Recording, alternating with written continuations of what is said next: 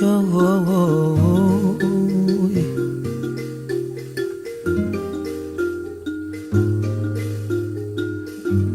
mbote na yo moto zana boyebi yango na ye po yo kabelanga luba. Bonsoir messieurs, bonsoir mesdames, bienvenue dans votre émission Pensée congolaise. Ce soir, il y a le réel plaisir de recevoir sur ce plateau monsieur Stéphane Nzita Dinzita, chancelier recteur de l'Université chrétienne internationale. Bonsoir monsieur. Bonsoir. En tout cas, merci d'avoir accepté notre rendez-vous. Et ce soir, nous allons justement échanger sur votre université, l'Université chrétienne internationale. Pourquoi cette dénomination? Eh bien, juste après la Deuxième Guerre mondiale, quand le Japon a été bombardé par les États-Unis, et on est parti reconstruire le Japon. Parmi les gens qui sont partis, il y avait aussi la création d'une université au Japon qui s'appelait l'Université chrétienne internationale, qui s'appelle encore comme ça. Alors, il y a l'Église réformée et certains presbytériens aux États-Unis qui ont pensé qu'un des moyens de changer un pays, c'est justement par investir dans la jeunesse, dans l'éducation, dans la santé, dans l'emploi. Et voilà comment a été créée l'Université chrétienne internationale au Japon. Et aussi, vers la fin des 90, il y a eu pratiquement la faillite de l'État congolais, zaïrois de l'époque. On a aussi pensé qu'il fallait imiter certaines choses qui ont marché ailleurs. On a recréé au Congo la même chose qu'on a pensé faire au Japon, mais avec une certaine autonomie de chaque pays. On a créé aussi au Congo l'Université chrétienne internationale. Voilà, merci pour cette historique, parce qu'on se disait université chrétienne internationale. Pourquoi chrétienne? Pourquoi internationale? C'est parce que c'est presque la même université qui se retrouve également au Japon. Oui, c'est la même philosophie, bien entendu. Et nous voulons que dans chaque pays, il y ait une certaine contextualisation. Donc, celle qui est au Congo, l'Université chrétienne internationale au Congo, et congolaise, et l'Université chrétienne internationale au Japon et japonaise. Mais alors, nous avons, les deux universités sont quand même des arts libéraux qui pensent qu'il y a des connaissances universitaires que tout individu détenteur d'un diplôme universitaire doit avoir. Voilà donc la différence, que nous sommes dans deux continents différents, mais l'idée derrière est la même. Vous avez la même philosophie. En tout cas, voilà, parlons de votre institution maintenant. Quelles sont les filières que aujourd'hui les Congolais peuvent retrouver dans votre université? Ou bien c'est également une université de trop? Nous sommes venus ici en 90. Vous savez qu'il y avait des années blanches au Congo et nous étions invités par le gouvernement zaïrois de l'époque d'apporter une université qui allait un peu faire des choses différemment que les Belges ont fait. Vous savez que le Japon a une histoire intéressante au Congo, pas seulement que nous avons le pont Marshall qui est un don du Japon, mais il y a eu beaucoup de choses. Alors on a vu quand même que le Japon, s'il a réussi, c'était en partie l'éducation. Alors les gouverneurs du Zaïre à l'époque a pensé qu'il fallait quand même qu'il y ait quelque chose de différent que ce qui était connu ici. Donc nous étions invités d'apporter le changement. Et les changements, c'était qu'avant qu'on parle de Bologne, on a déjà pensé commencer ici un système américain qui est pratiquement ce que l'Europe appelle maintenant système de Bologne. Alors aujourd'hui, quelles sont les filières qu'on va retrouver dans votre institution? Les filières que nous avons choisies, c'est d'abord voir la santé. Il faut que nous puissions former les étudiants qui vont faire la médecine. Mais nous pensons, nous autres, que la médecine que nous offrons, il faut former la portée du malade. Et quand on le fait, et il faut penser aussi à la santé publique. Donc les médecins qui interviennent chez nous, et à la fois docteur en médecine, et avec une maîtrise en santé publique. À côté de cela, il y a donc simultanément? Simultanément, oui. Et c'est qu'il fait d'abord les premières 7 années où il termine la médecine comme ailleurs. Et puis la dernière année, et pendant qu'il fait soit la rotation dans les hôpitaux, il est en train de faire son travail de santé publique. Alors, à part la médecine, nous avons encore maintenant l'informatique. Nous avons introduit dans ce pays les maths info, mais après 2000, il y a eu des changements spectaculaires au monde. Nous avons pensé qu'il fallait rejoindre la tendance mondiale Donc nous avons ce que nous appelons chez nous mathématiques, informatique et télécommunications. Et puis il y a les droits. Dans les droits, nous voyons non pas seulement des formes de juristes, mais nous avançons un peu plus loin jusqu'à voir les droits internationaux humanitaires et que nous sommes maintenant affiliés avec beaucoup d'autres universités que nous offrons pour la première fois en Afrique centrale le master en droit international humanitaire qui fait appel à beaucoup de professeurs d'autres universités tels que le professeur Sajan Rajan de Harvard qui est le coordonnateur du programme et qui a fait appel au professeur Bonnie Brennan, et nous avons Monty McMurtry. Et à part les droits, nous avons également les développements. Et par développement, nous sommes en train de voir ce qu'on appelle OMD, Organisation Méthode de Développement, où nous voulons que les Congolais puissent penser comment développer ces pays. Et les pays être debout, c'est une bonne chose, mais marcher c'est mieux. Donc il faut que les pays arrivent à marcher. Nous sommes en train de voir comment est-ce que les Congolais peuvent participer à la réflexion pour que ces pays debout marchent.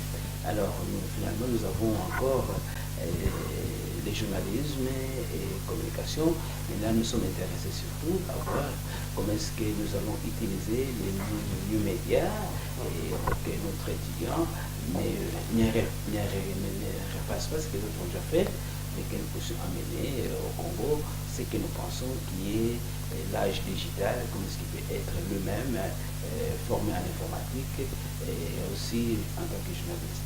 Et pour finir, nous avons aussi l'énergie et le pétrole. Et nous nous sommes intéressés ici de voir comment est-ce qu'il va avoir la chimie industrielle, qui va avoir la chimie alimentaire, la production d'huile et des énergies renouvelables, parce que le Congo a besoin de se refonder justement. Donc voilà un peu les filières que nous avons qui permettent que l'enfant congolais qui arrive se retrouve. Et nous avons à côté la formation pastorale et que nous faisons de manière un peu classique, que nous n'allons pas à n'importe qui être pasteur, mais on sert l'église, chaque église qui a besoin de former ses cadres, et bien nous concevons, nous avons un programme pour l'église. Pour la mise en niveau, le renforcement de capacité de l'église.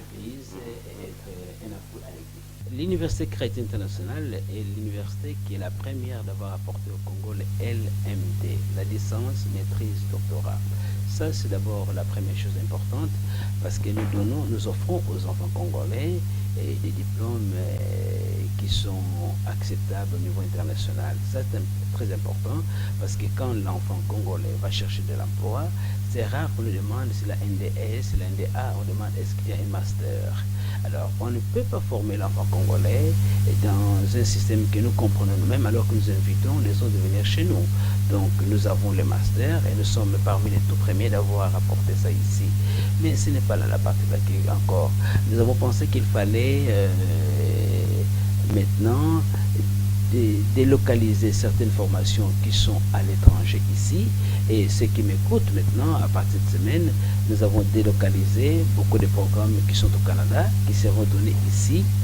Et nous remercions le gouvernement du Canada qui a quand même assisté avec ce programme pour que les Congolais qui sont ici, parce que c'est quand même farfelu de voir qu'un enfant congolais qui a fait 5 ans de licence en informatique par rapport à son collègue qui est parti au Maroc, qui est parti en Inde 8 mois après, eh bien, celui qui a fait 8 mois en Inde est plus performant que celui qui a fait 5 ans ici.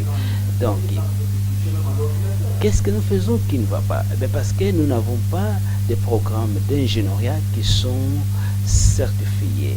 On n'est pas médecin parce qu'on a fait les études de médecine. On est médecin parce qu'on est admis à l'ordre des médecins. On n'est pas avocat parce qu'on fait l'étude de droit. On est avocat parce qu'on est admis au conseil de l'ordre des avocats. Et c'est pareil avec l'ingénierie.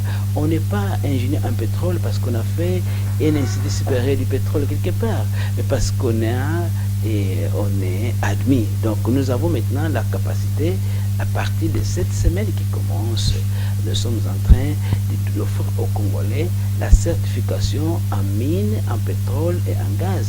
Ce qui fait que l'étudiant qui termine chez nous a la chance d'être accepté facilement à l'industrie, et nous avons ici aussi la chance d'avoir que notre pays vient de lancer une campagne tellement rigoureuse qui dit consommer Congo. Mais quand on consomme Congo, quelle est la première matière que le Congo offre? C'est justement les ressources humaines. Mais si les produits congolais, les ressources humaines congolaises ne sont pas consommées, c'est dangereux. Donc nous venons de délocaliser les programmes du Canada que nous avons mis ici au Congo, et que l'étudiant congolais qui fait l'informatique a la chance d'être certifié dans tous les programmes qu'il fait. Il est un ingénieur à réseau comme ailleurs, et celui qui fait le pétrole, la chimie alimentaire, et les mines, eh bien, il est certifié pour que l'industrie se retrouve. Il a la facilité d'être également compétitif au niveau international. Vous avez ces échanges-là avec les différentes universités internationales. Oui, nous avons cette facilité-là, mais encore ici, parce qu'il y a beaucoup de compagnies qui viennent de l'étranger ici. La question est que quand les compagnies viennent ici à Kinshasa, combien de Congolais qui vont employer au sommet? Je ne parle pas à la base où tout le monde peut être ouvrier. Au sommet, très rare. Regardez comment est-ce que nous avons les hôtels qui publient à Kinshasa. C'est intéressant. Mais est-ce que nous avons une seule école qui forme les gestionnaires des hôtels ou des casinos? La réponse est non. Eh bien, nous avons des gens qui forment des enseignants à l'école secondaire qui ont fait l'hôtellerie. Alors, nous avons aussi pensé qu'il faut délocaliser dans les cadres de management, des programmes de management qui va s'occuper du tourisme, hôtellerie, gestion des casinos et ainsi de suite. Parce que c'est ça maintenant, si nos enfants vont voir cette manne qui tombe au Congo, mais ils sont spectateurs. Donc notre part, nous autres, à l'Université nationale, c'est que nous ne voulons pas aller derrière le vent, nous voulons aller avec le vent, là où le monde s'en va.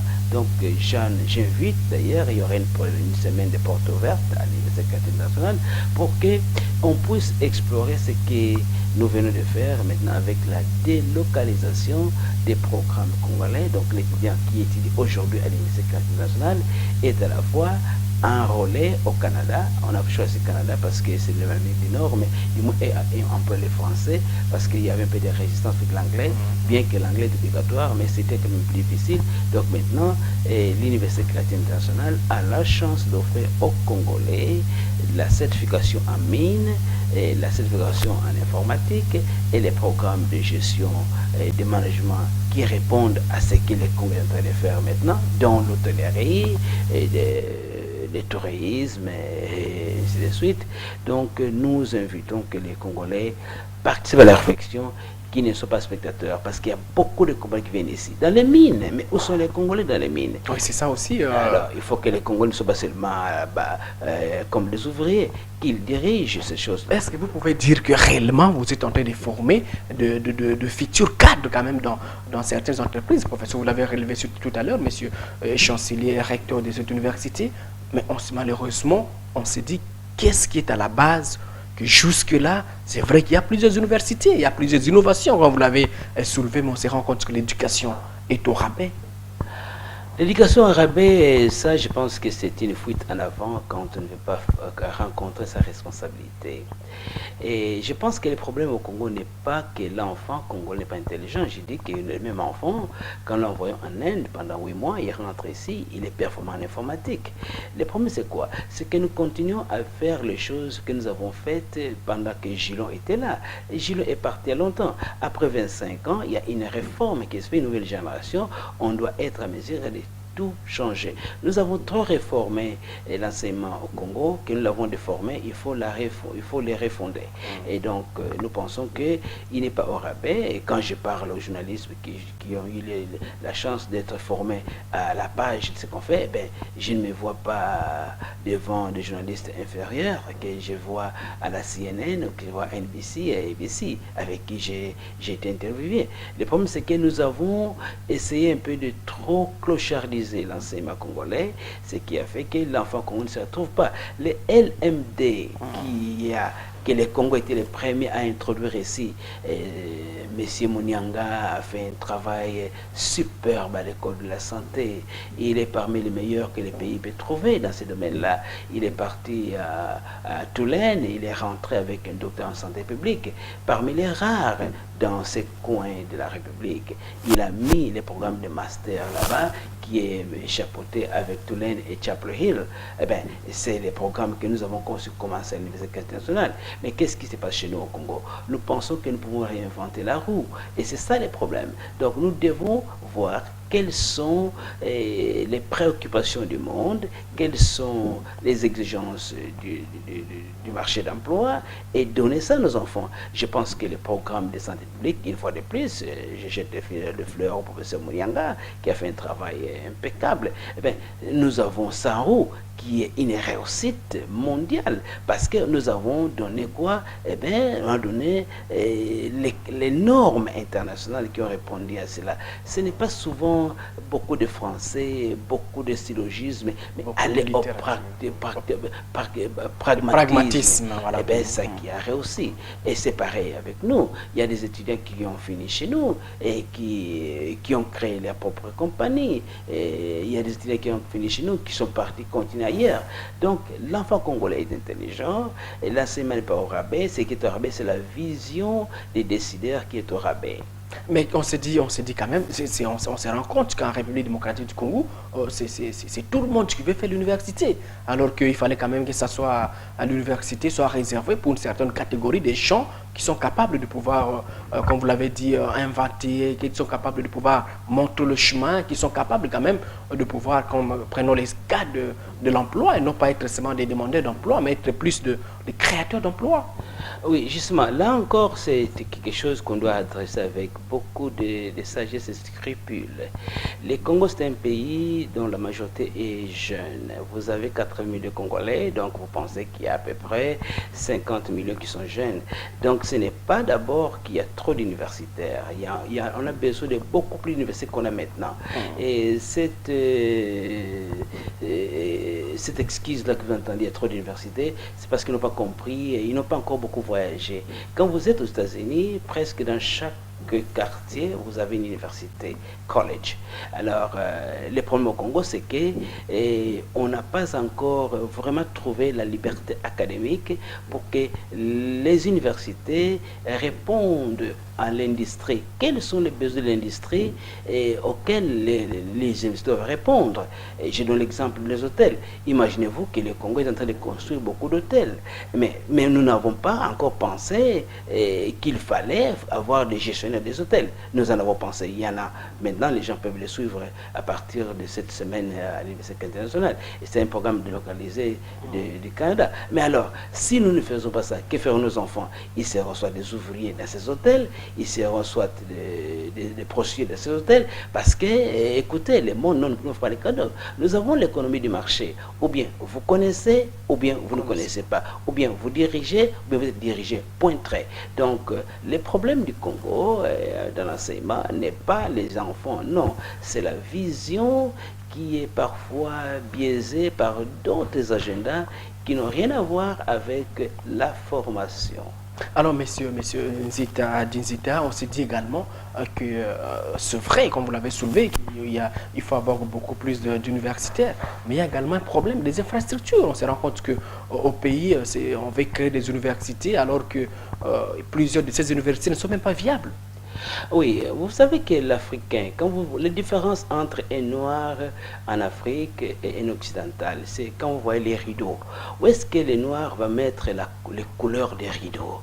C'est à l'extérieur pour impressionner les autres. Mais que fait l'homme éduqué? Il met les couleurs de ces rideaux-là à l'intérieur pour se plaire. L'université, quand nous pensons infrastructure, on pense d'abord au bâtiment. Écoutez, les problèmes que nous avons dans les fins fonds du Congo, ce ne sont pas les bâtiments, mais c'est plutôt les enseignants. Il y a une carence criante des enseignants. Donc, dire que vous avez bâti des écoles, la question est que pour chaque école bâtie, il faut avoir un minimum de 6 enseignants formés pour l'école primaire, si pas 10. Donc, si nous avons maintenant une carence de formation des enseignants, c'est dangereux de croire que viabilité égale d'abord infrastructure qui ne nie pas. Voyez un peu l'histoire de Harvard, comment est-ce que ça a commencé, l'histoire de l'université de New York, de Boston, de ceci. Nous pensons, nous autres, nous aimons trop jouer l'impressionnisme. Les problèmes de l'université, la viabilité de l'université commence d'abord par la qualité de son programme, qu'on appelle le curriculum. Et deuxièmement, la qualité des gens qui vont animer ce curriculum-là.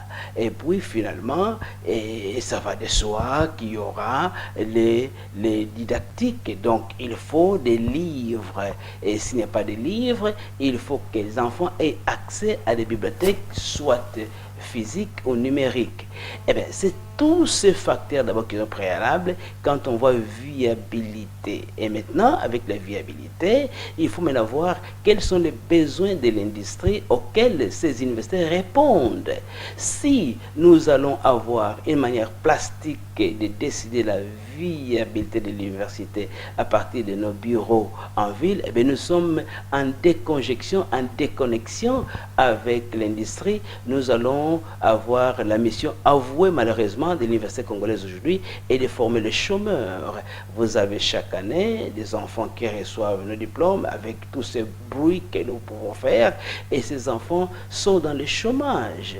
Parce que vous voyez, les plus grands cadeaux de la jeunesse, c'est une éducation. Mais l'éducation, il faut encore la santé des jeunes gens. Et troisièmement, l'emploi de ces jeunes gens. La question devient maintenant, est-ce qu'il y a adéquation entre ce que nous crions viabilité et l'employabilité? Si la réponse est non, c'est que nous avons touché à côté. Je vous dis que c'est bien qu'on parle de viabilité, mais je pense que nous devons commencer à ouvrir l'oreille et la bonne pour écouter au cri de l'industrie. Qu'est-ce que les gens demandent et puis qu'est-ce que l'université propose à ces demandes-là? L'université devrait plutôt former des gens en tenant compte de la demande justement des industries. Parce que je pense que l'intellectuel, c'est quelqu'un, c'est une solution qui cherche des problèmes à résoudre. Quels sont les problèmes qui sont dans notre société? Et là, l'université devient la solution qui va vers ces problèmes-là. Et nous devons éviter trop de cosmétiques, et trop d'impressionnisme, et trop de ce que moi j'appelle l'apparat. On veut toujours prétendre qu'on est plus grand qu'on est entre nous. Hein? Le Congo n'a pas encore une université qui répond aux conditions de l'université. Non pas l'INIKIN. Hein? Et quand vous voulez voir si c'était la viabilité des infrastructures, j'ai été formé dans les universités des États-Unis et je vous assure qu'il y a tout sauf ça que nous voyons à l'INIKIN, qui est l'université. Vous allez dire que ce n'est pas viable? La réponse est non. Et ce qui est là, c'est quoi? C'est que nous devons donner maintenant les LMD. Les LMD apportent une menace au statu quo, hein, parce que le LMD d'abord demande une gouvernance qui sera démocratique à l'université. Ça révolutionne le système. S'il y a résistance de LMD, ça n'a rien à voir avec la complication, mais c'est d'abord parce que plus jamais le recteur de l'université sera choisi par un ministre. Vous savez, il sera choisi par ses pairs. Et on va prendre la personne qui répond le mieux aux critères de l'université par rapport à une élection qui sera faite à l'université. Et il y aura une liberté académique à l'université. Donc, le LMD, c'est une menace, je disais, parce qu'il n'y aura plus le clientélisme qui se retrouve quand même là-bas. Et donc, maintenant, quand on va voir ça, les universités deviendront viables, pas parce que quelqu'un a fait des lois contre ce qu'on ne désire pas, mais parce qu'il y aura une compétition qui sera à pas égal, une compétition saine, une compétition correcte, et il y aura un espace éducatif où on n'est pas des ennemis entre les universitaires, on est compétiteurs, et l'étudiant aura le temps de choisir que les cours qu'on me donne ici, dans cet espace universitaire, on les donne mieux là-bas. L'enfant a le droit d'aller prendre ce cours-là ailleurs et venir avec les points chez lui. Donc il y aura cette concurrence-là également. Ça va créer compétitivité, voilà. Complémentarité, c'est que l'étudiant, dans l'espace éducatif, quand le LMD est là, je dis d'abord que dans l'administration, il n'y aura plus les gens qui vont faire tout pour plaire et être nommé. Il sera nommé par ses pairs, sur base... En tenant compte de ses capacités, de ses qualités. Oui, qu'est-ce qui dit que lui est le meilleur d'être recteur d'une université à ce moment-là? Ça, c'est un des deux. Dans l'espace éducatif, il y aura, les enfants auront le temps de naviguer ailleurs. C'est pourquoi quand vous voyez les universités européennes, maintenant on dit université européenne, Sorbonne, Libre, Bruxelles, et puis on dit ECT, European Credit Transfer. C'est que l'enfant peut prendre les crédits de l'université. Il est à l'université A, mais prend le cours à l'université B, et prend un cours à l'université C, et ces universités reconnaissent dans cet espace cette formation-là. Donc, ce qui manque aujourd'hui, les plus grands problèmes au Congo, aujourd'hui, c'est que nous faisons une résistance à l'évidence. Alors, vous nous faisons une résistance à l'évidence. Est-ce que ce n'est pas parce qu'on se rend compte qu'au stade actuel, en RDC, les professeurs sont plus dans la politique que dans ce que vous avez dit, préparer une jeunesse pour ainsi révolutionner, comme vous avez dit, le système? On se rend compte que vous tous, vous êtes pratiquement, vous nos enseignants, vous êtes pratiquement dans la politique. Si les professeurs sont réellement dans la politique comme intellectuels, les choses vont changer dramatiquement. Parce qu'une chose que l'intellectuel amène, c'est la réflexion. Et on ne va pas jouer les dialélos. Ce qui est maintenant, c'est que nous sommes en train d'avoir une classe politique depuis l'ère coloniale qui est en train de jouer à ceux qui ont... Donc, on a trop clochardisé l'enseignant, que l'enseignant se voit obligé de jouer la carte des autres. Les problèmes, donc, ce n'est pas qu'il est en politique, le problème est qu'il n'est pas en politique sans conscience. Il y a un besoin criant des intellectuels qui vont commencer à remettre en question certaines choses qui se font dans nos pays.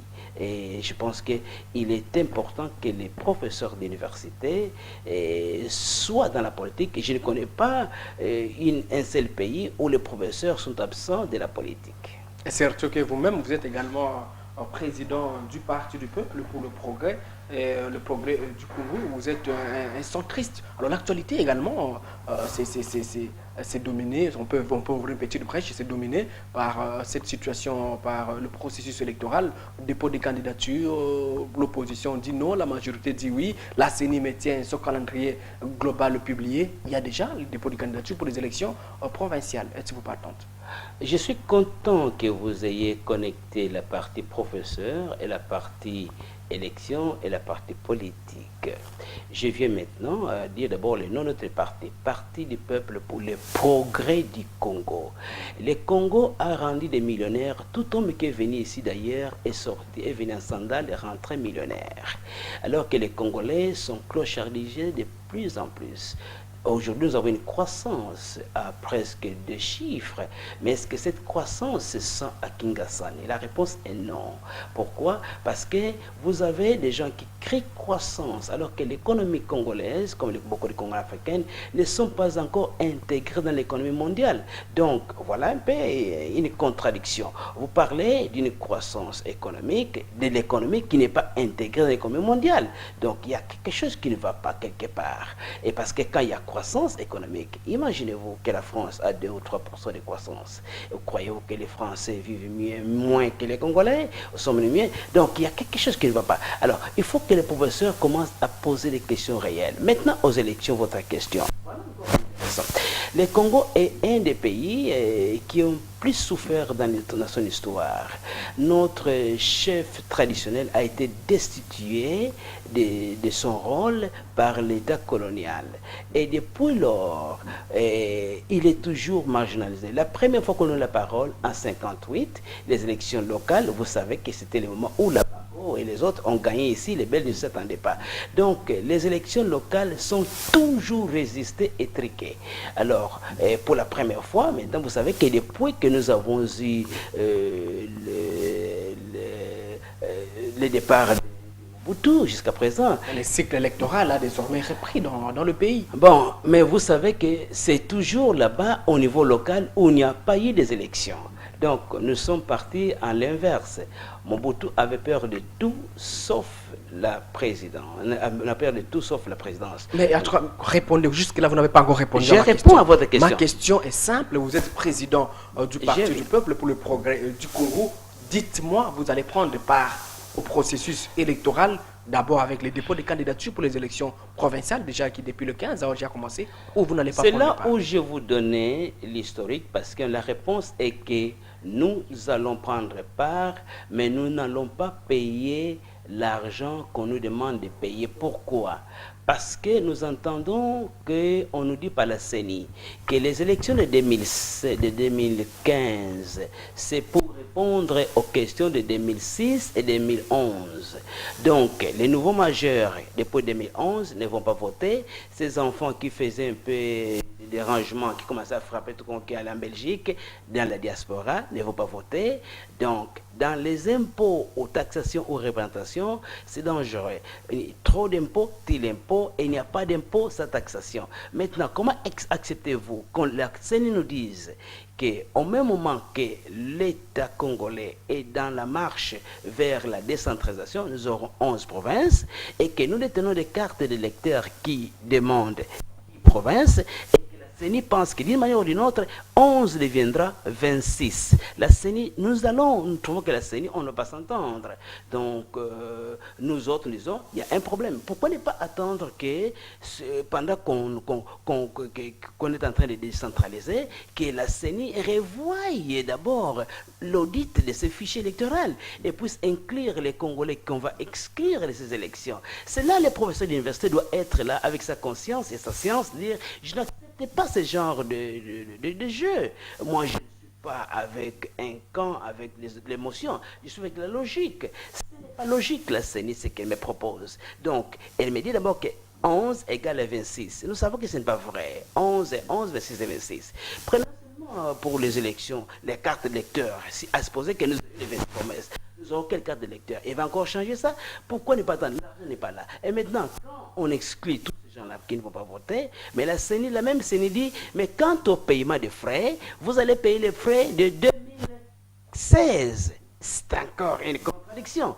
Bon, nous avons eu les bureaux politiques de notre parti, qui est composé de beaucoup d'intellectuels, et nous avons dit non, nous allons, comme la Cour constitutionnelle est établie, nous allons tout droit là-bas. Donc,